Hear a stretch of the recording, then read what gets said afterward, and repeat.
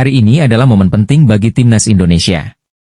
Latihan perdana di Vietnam jelang menghadapi tuan rumah di Piala AFF 2024. Tapi, apa sih yang sebenarnya terjadi di balik sesi latihan ini?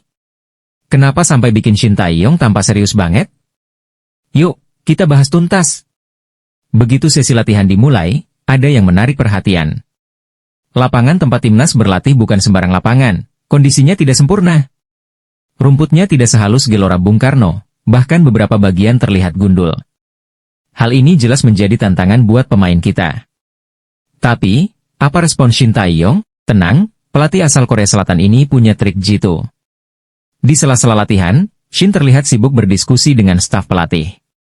Fokus utamanya? Adaptasi. Menariknya, ia justru menganggap ini sebagai simulasi menghadapi tekanan besar saat tanding nanti. Kalau bisa nyaman di kondisi seperti ini, mental kita bakal lebih kuat, katanya. Wah, makin bikin penasaran kan gimana strategi lengkapnya? Latihan perdana ini nggak main-main, guys. Dari awal, Shin langsung menggeber pemain dengan drill intensitas tinggi. Apa tujuannya? Untuk mengasah ketahanan fisik dan fokus mereka di tengah cuaca Vietnam yang cenderung panas dan lembab. Bahkan, beberapa pemain terlihat ngos-ngosan, tapi mereka tetap semangat. Bagian paling menarik? Latihan pressing ketat dan transisi cepat. Shin Tae-yong benar-benar ingin memastikan bahwa kita bisa mengimbangi kecepatan Vietnam yang terkenal dengan gaya bermain agresif. Pertanyaan besarnya adalah, bisakah strategi ini membuat timnas Indonesia tampil lebih tajam?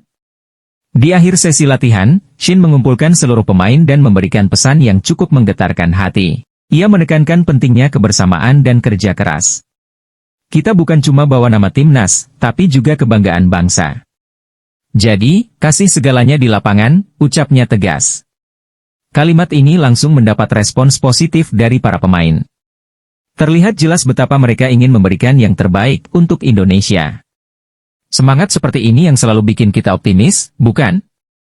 Latihan perdana ini juga jadi ajang untuk menguji strategi melawan Vietnam.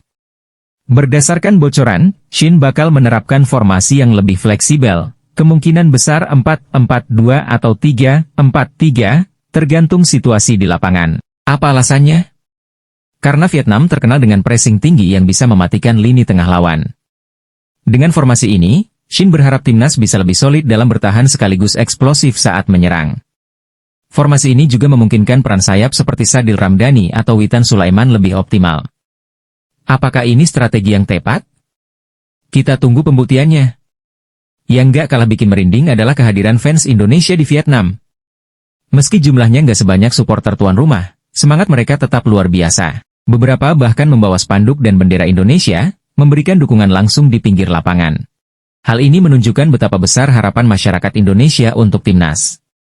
Dan tentu saja, dukungan seperti ini menjadi tambahan motivasi bagi para pemain.